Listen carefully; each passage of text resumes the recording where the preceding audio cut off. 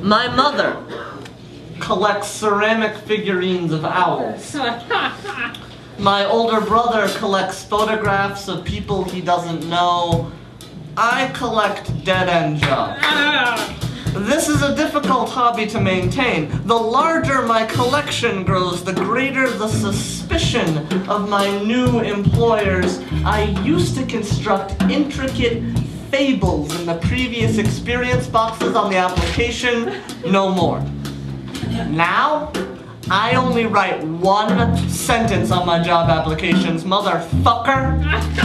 I speak register as a second language. I don't care how angry your customers are. I don't care how long the line is. I don't care how many items you got. I will cradle your purchases in my hands like refugees in their own memories. I will ring the sale with the precision of a sextant. My fingers are changeling. My fingers are liquid. My fingers are a cloud of exploding diamond gas. I am filing your bills between my digits. My fingers are lawnmowers with laser fan blades. My index and middle touch in the dollars and the ring jams on the decimal. It's back to the middle, the edge of the coins, if any. I roll my pinky over the total and the Fender dinosaur squeal of quarters, the frantic jazz hi-hat of dimes, the hollow baritone of nickels, the ancient marching band of pennies. My hands are translators of copper and paper dialects. They know nothing of numbers and everything of dancing. My hands have seen 10 years of clinging to the bottom rung. I probably should have learned more in the past decade than how to smile in the face of lazy American disrespect.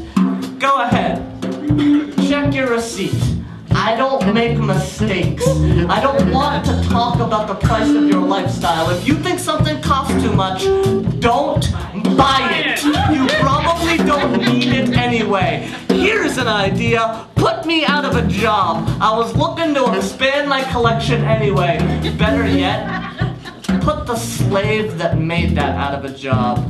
I dare you. But don't even consider interrupting how gorgeous my movements are. This is the only foreign language I know. This is the only musical instrument I can play. You may have all the time in the world, but I'm doubling in age every day, and I don't have enough time left in my life to be as beautiful as I want to be. So I want you to know, I can't let you get in the way of my music.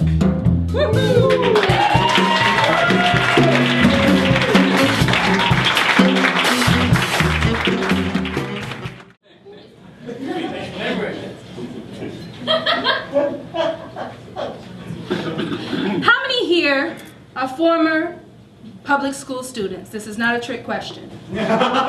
Awesome. How many here are parents of current public school students? Again, not a trick question. Okay. God forgive me. I am a teacher. And I'm going to let you into the world of the real parent-teacher conference. Mr. and Mrs. Parent, listen. As your child's teacher, I feel it is my duty to be completely honest with you. I don't like your child. None of us do. In fact, she is quite often our object of ridicule in the teacher's room. You see, that little shit has the IQ of a toilet bowl and the vocabulary to match. You see, the current planning time pool is whether or not she'll be a convict or a parent first. And, well, based on the way she comes dressed to school or lack thereof, it looks like money-grubbing baby-making food stamp whore is going to pay off. So thank you for never coming to a parent-teacher conference. Oh, for God's sake, had you come, you might have found that despite the latest accommodations amended to your child's individualized education plan, we failed to provide her with even half of the legally required special education services. And, well, had you come, you might have found that our records are less than well kept in grades. Oh, they're merely a guesstimate, really a combination of test scores and likability and, well, based on your child's frequent absences and tendency to be a complete ass, it's easy to calculate 0.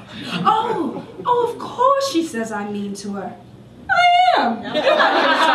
You believe everything I say and therefore don't bother to check.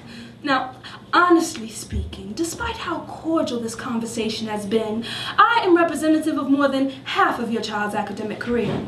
I'll continue to affect her level of knowledge, desire to attain it, really overall future success. See, the judgments I pass on your child stick like that icky, gluey substance the migrant janitorial workers scour off the bottom of desk. Even though she may never hear them, she'll feel them through every command shouted, every accusation penned, and every criticism. So please do continue missing these conferences. Because you see, I get paid regardless.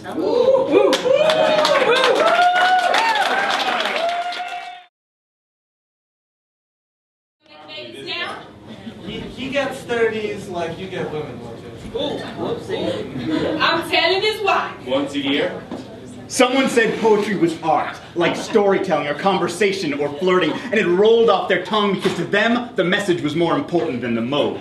Until someone said poetry was art like music, so they gave it a beat, arranged thoughts by vowel sounds and consonants, they sang it to their loves, they sang it to the streets, they sang it to their kings. Until some king or some queen or some scholar or someone said poetry was art like logic or literature. So they shackled it into categories: rhetoric, romance, modernism, postmodernism, rap, sestinas, sonnets, hymns, until someone said poetry was art like paintings or sculptures. So they hung them from their walls next to their Norman Rockwells. Friends passing them on their way to the television room were forced to either dismiss them completely or comment on their depth.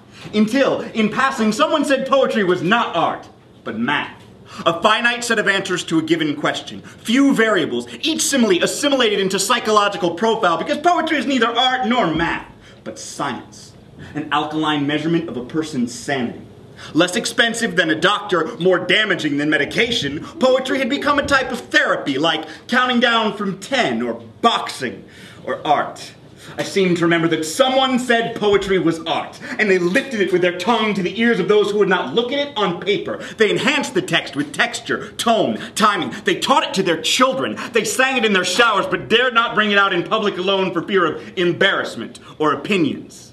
Until someone said poetry was art like dancing or drama, so they shouted it from the street corners. They brought it to their bars, their coffee houses, their museums. They commented on it, compared it, contrasted it, comprehended it, competed with it. And they called these competitions slams. And someone slamming said that poetry was art at a price. Peace, integrity, and entirely too much free time to limit their thoughts into 3-minute time intervals. Someone didn't want to be known as a slam poet, or a spoken word poet, or an academic poet. Someone just wanted to be a poet because somehow, somewhere, they thought they heard that someone said poetry was art like thinking, or living, or breathing. And to be limited to either page or stage would be like being given the choice between inhaling or exhaling. Sure, someone said poetry was art, but nobody bought it. Yeah.